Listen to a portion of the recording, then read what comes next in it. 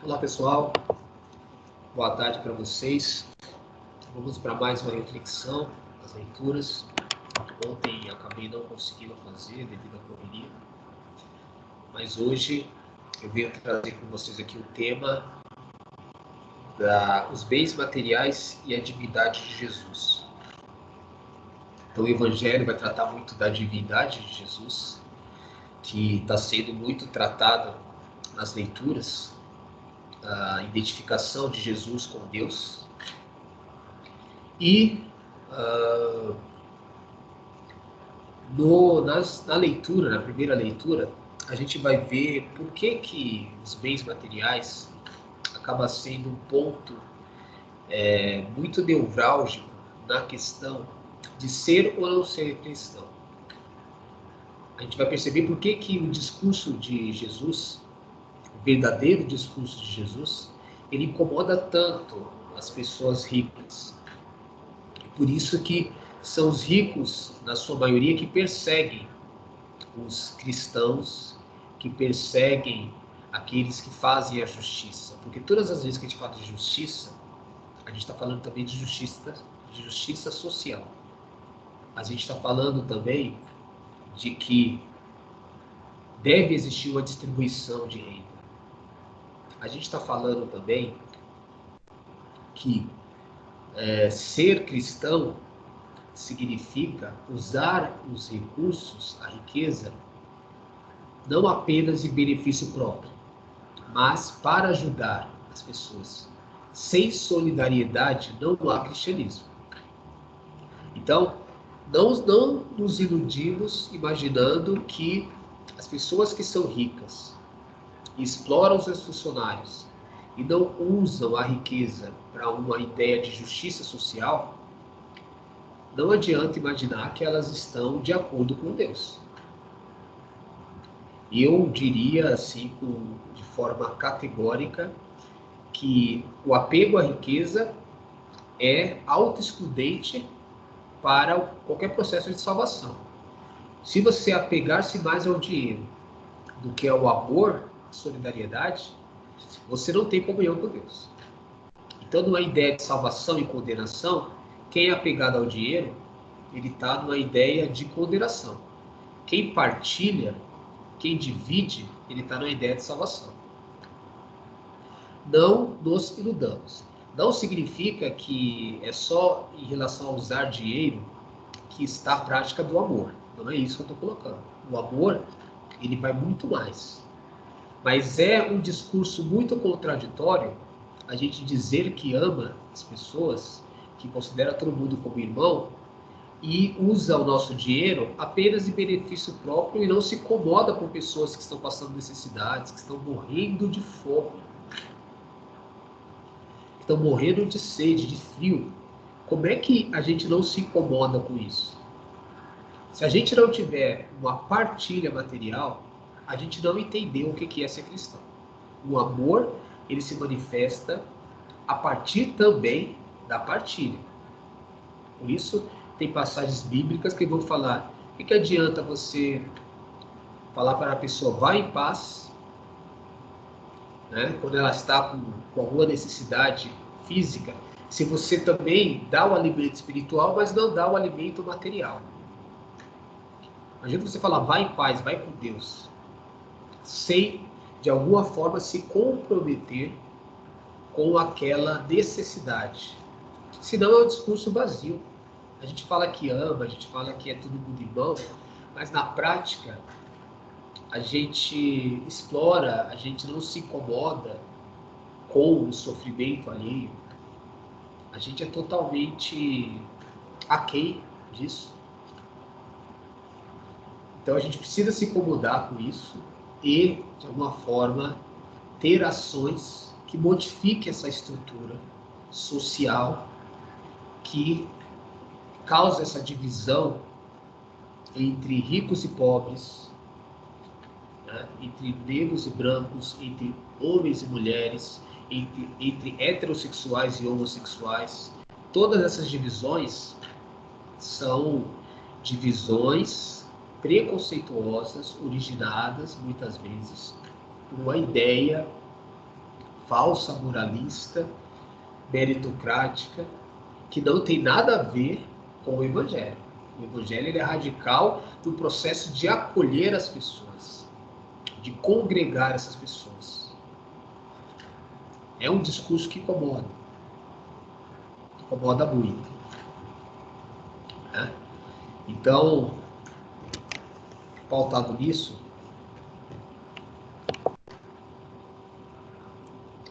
vamos aqui para as leituras de hoje.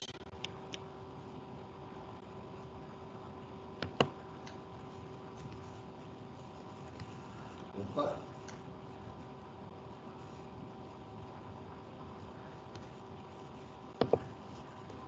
Não é aqui.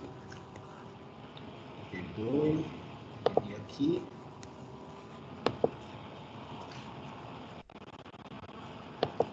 Aqui.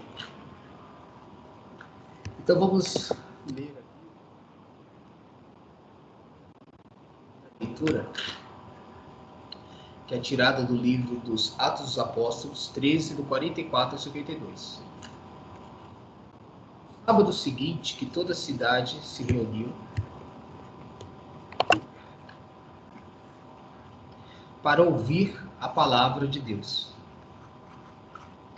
Ao verem aquela multidão, os judeus ficaram cheios de inveja e com blasfêmias opunham-se ao que Paulo dizia. Então, com muita coragem, Paulo e Barnabé declararam: era preciso anunciar a palavra de Deus primeiro a vós. Mas como rejeitais e vós considerais dignos da vida eterna, sabei que nós vamos dirigir aos pagãos, porque é a ordem que o Senhor nos deu. E eu te coloquei como luz das nações, fazendo a citação, para que leves a salvação até os confins da terra. Os pagãos ficaram muito contentes quando ouviram isso e glorificaram a palavra do Senhor. Todos eram destinados à vida eterna. Todos os que eram destinados à vida eterna abraçaram a fé. Desse modo, a palavra do Senhor espalhava-se por toda a região. Mas os judeus instigaram as mulheres ricas e religiosas, assim como os homens influentes da cidade, provocaram uma perseguição contra Paulo e Barnabé e expulsaram-nos do seu território. Então os apóstolos sacudiram contra eles a poeira dos pés e foram para a cidade de Icônio. Os discípulos, porém, ficaram cheios de alegria e do Espírito Santo. Senhor, graças a Deus. Embora o tema eu coloquei como tema os bens materiais e a divindade de Jesus, essa palavra ela imbrica em outras questões muito interessantes. A gente vai refletir. Minha rinite está atacada, está um problema sério. Mas vamos lá. Então, a primeira questão aqui é o seguinte.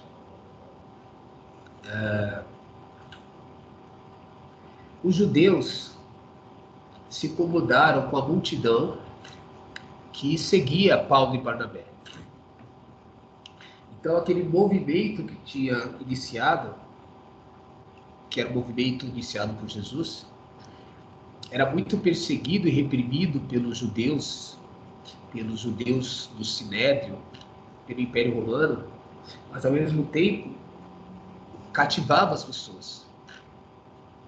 Porque existia congruência. O que é congruência? Existia sintonia daquilo que os apóstolos falavam e daquilo que eles faziam. Enquanto os judeus, de um modo geral, os os doutores da lei, os fariseus, não havia congruência. Eles falavam uma coisa e viviam outra.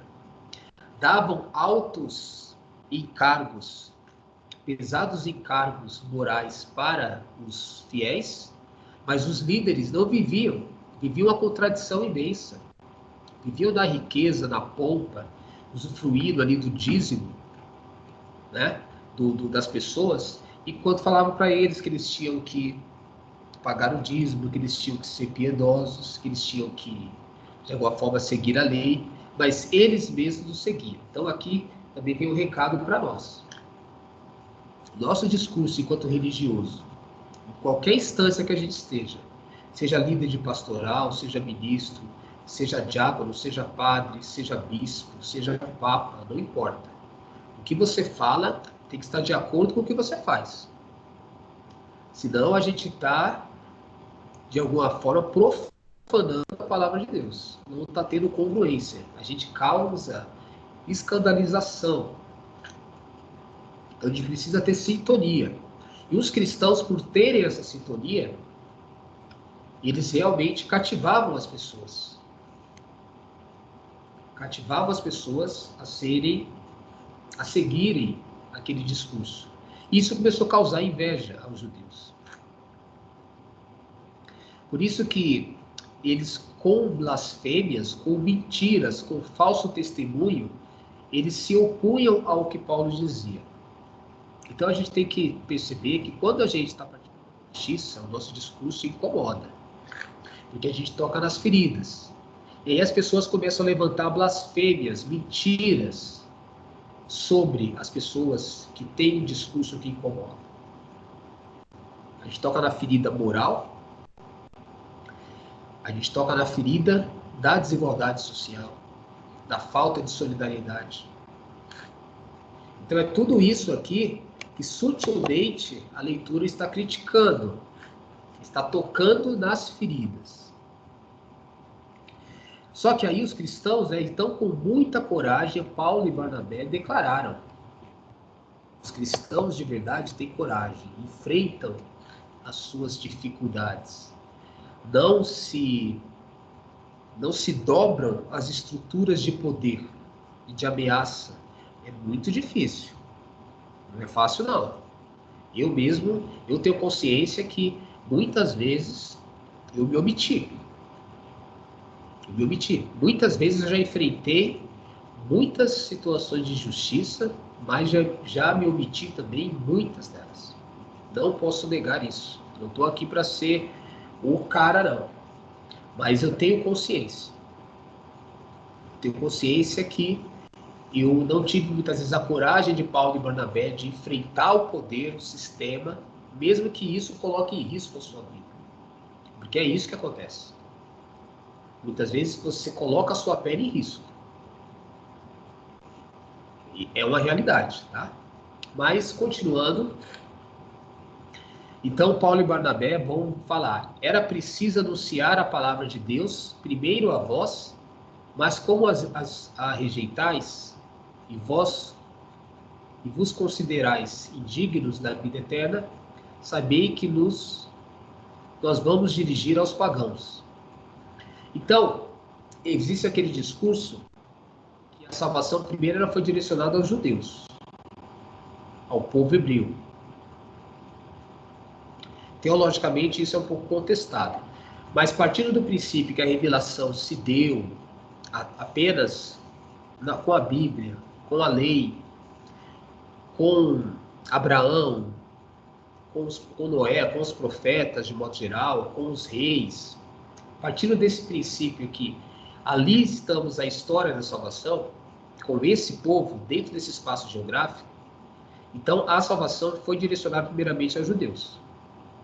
Só que eles, ao não aceitar Jesus Cristo, que a gente vai ver depois no Evangelho, que é o Filho de Deus, que é divino, que é um com o Pai, que tem a natureza divina, que é o Deus encarnado, ao não aceitar, ao rejeitar essa verdade, que essa palavra, na verdade, anuncia Jesus Cristo, que é a palavra encarnada,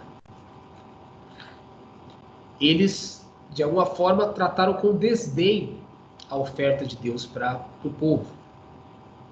desprezaram a oferta de Deus para o povo. E aí, uma vez que esse povo tratou a Deus, a sua oferta, com soberba, então os pagãos tornam-se os designatários da mensagem do Evangelho.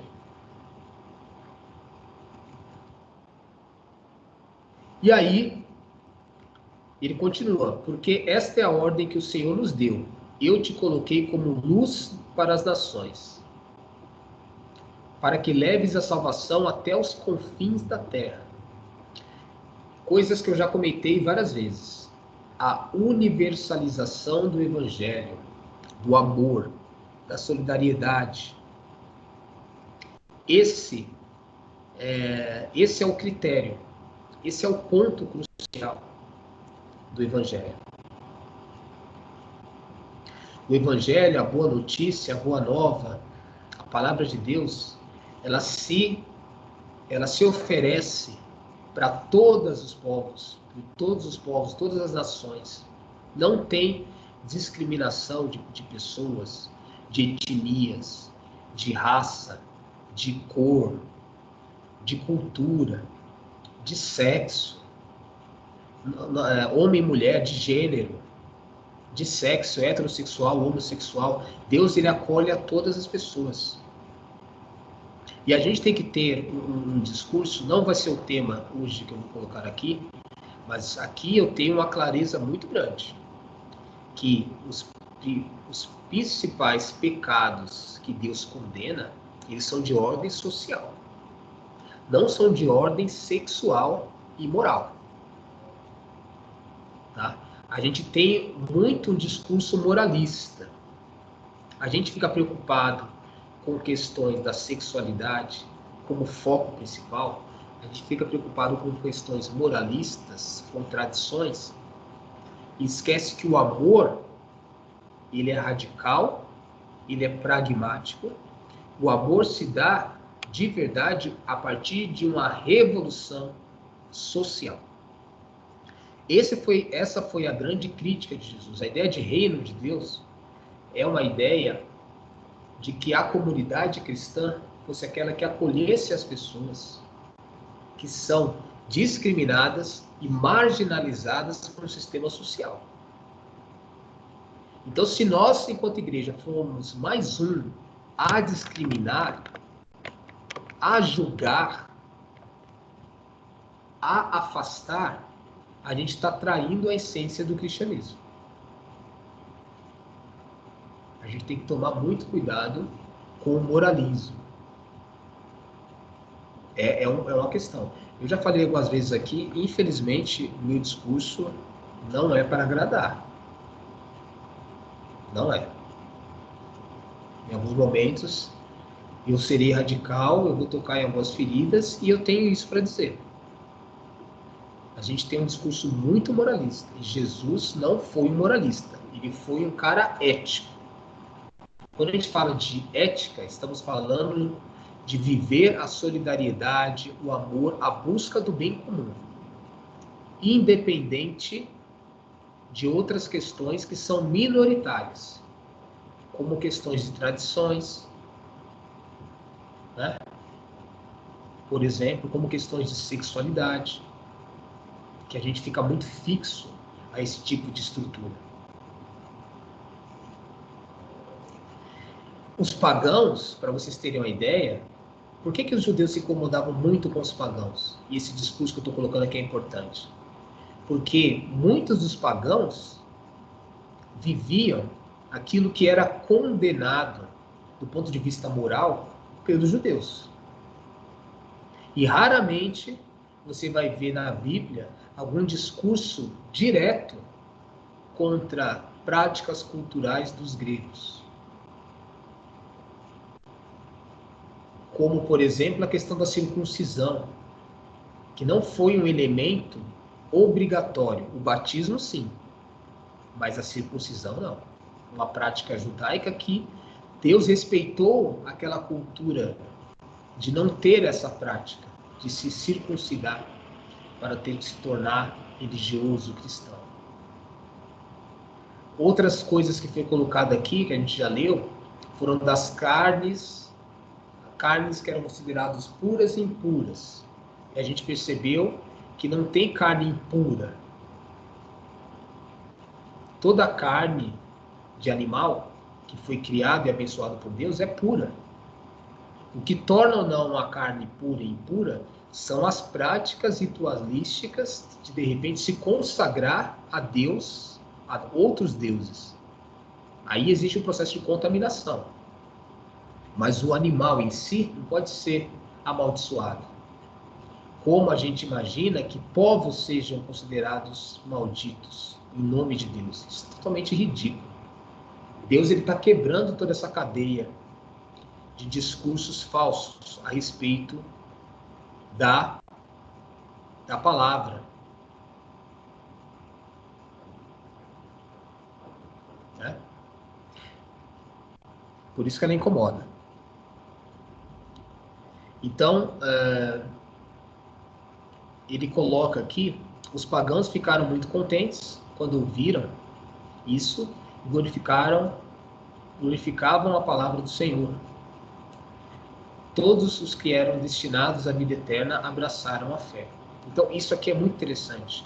A ideia dos destinados à vida eterna, antigamente se pensava os judeus, os hebreus, as 12 tribos de Israel são os destinados à salvação eterna, à vida eterna.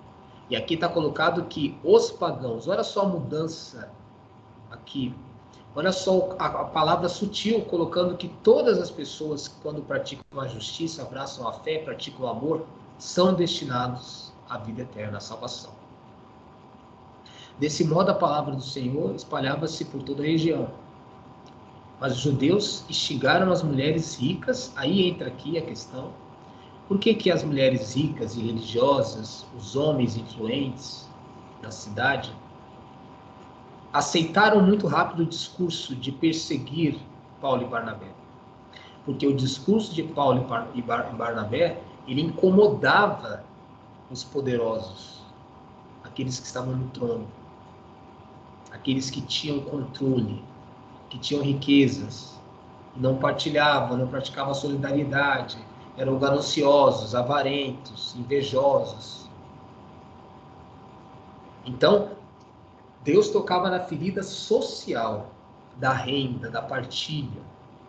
O Papa, quantos discursos do Papa a gente vê que ele é nessa linha?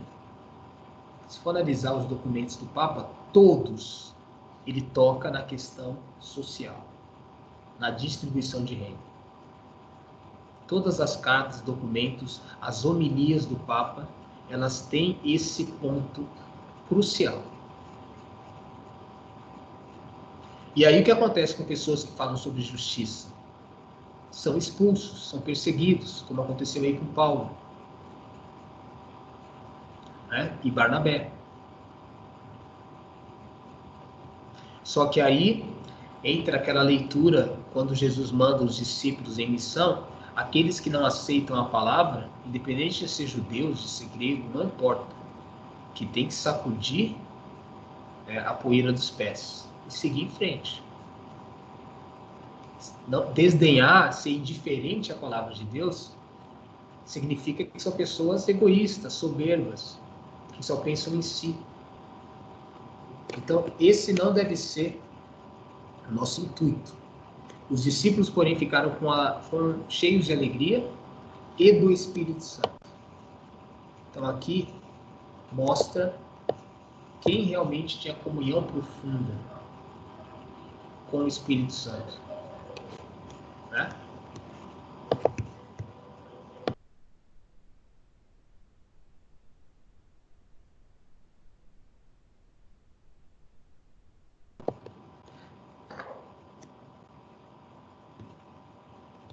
Então, aqui a gente vai para o Evangelho.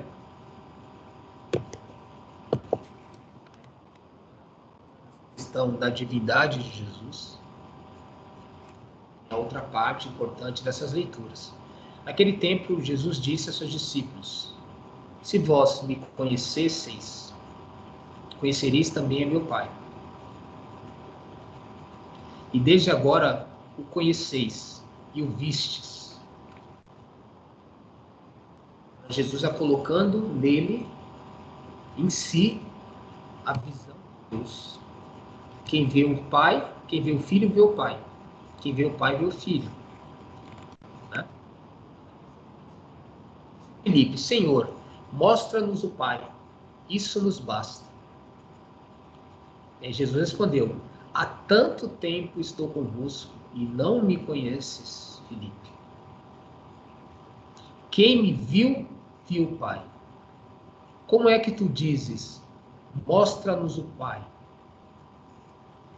Então, se a gente tem alguma ideia do que é o amor, a prática do amor, na essência, Jesus ele realizava isso.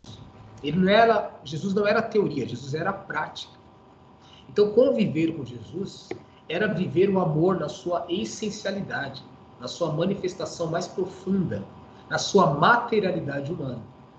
Por isso que Jesus ele ficava incomodado com essa pergunta de Filipe. Como é que você ainda não percebeu que quem me vê, vê o Pai? É tão óbvio isso. Quantas vezes, para a gente ser outro Cristo, dar continuidade ao projeto de Jesus, a gente tem que amar.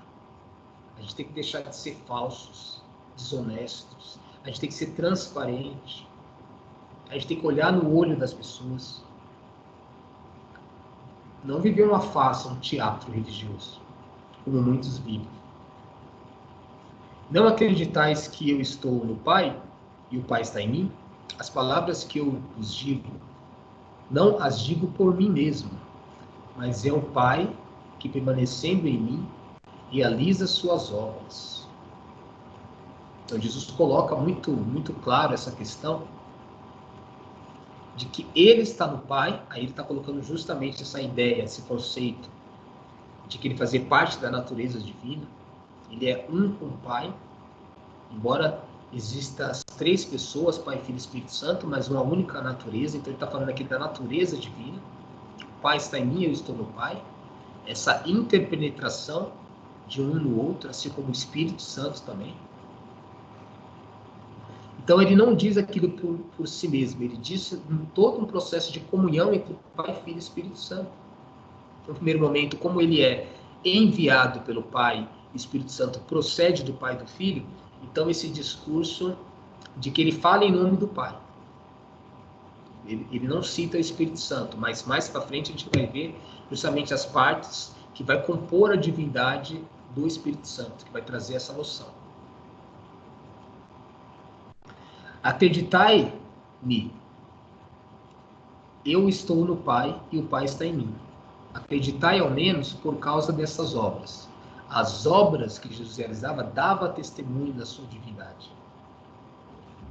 Por isso que Jesus divide a história. Ninguém antes de Jesus tinha realizado tantas obras de amor, de solidariedade, de justiça. Por isso que Jesus ele é um divisor de águas. Né? Então, quem acredita em mim, fará as obras que eu faço e fará ainda maiores do que esta. Pois eu vou para o Pai. E o que pedirdes em meu nome, eu o realizarei. Essa questão das obras maiores do que aquelas que Jesus fez, as pessoas pensam muito naquela questão, nossa, então tem que curar, fazer curas extraordinárias. Já que Jesus multiplicou pães e peixes para 5.000 homens, eu tenho que multiplicar para 10.000, para 100.000. Não é quantidade, Jesus está falando aqui de qualidade. E a gente tem que entender que fará obras maiores, a gente tem que entender que é uma continuidade. Não existe nenhuma cura e um milagre de verdade que seja feito sem a coparticipação de Deus, porque nós somos o corpo dessa igreja que Jesus é a cabeça. Então a gente tem que estar ligado sempre a Jesus. Por isso essas obras maiores é uma forma de dizer que são as mesmas obras, que é o mesmo corpo de Cristo que está realizando essas coisas incríveis, maravilhosas. E o que pedides em meu nome, eu realizarei, a fim de que o Pai seja glorificado no Filho.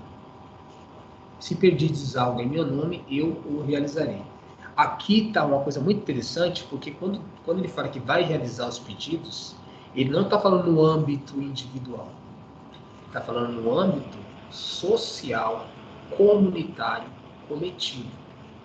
Por isso que eu já falei várias vezes. Se você vai na igreja, eu sei que é duro isso, mas se você vai na igreja, pedir o seu emprego, pedir a cura da sua doença, pedir a sua felicidade, pedir uma mulher incrível, um homem incrível, você está pedindo para você. Você está numa leitura individualista. Não é que Deus não possa fazer isso por você, mas isso, a lógica é que você peça para Deus aquilo que é a favor da comunidade, do social, de todos. Pedir por um, por outro individualmente, isso não é o discurso religioso, não é o discurso cristão.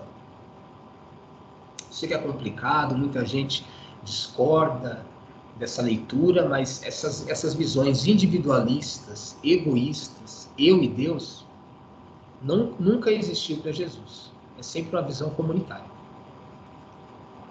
Assim como Deus é trindade, Pai, Filho e Espírito Santo, na sua essência, sempre em comunhão, né? Sempre numa ação múltipla, Jesus também, os seguidores de Jesus, eles se mostram dentro também desse plano amplo. Senão você perde todo o sentido do que é ser comunidade, do que é ser cristão.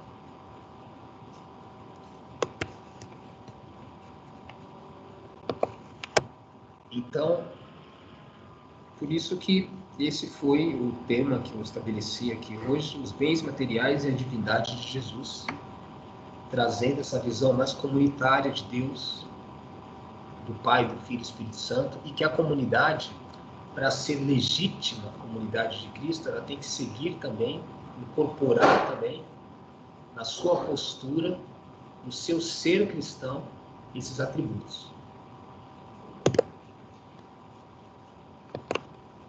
Então, até o próximo vídeo. Um abraço.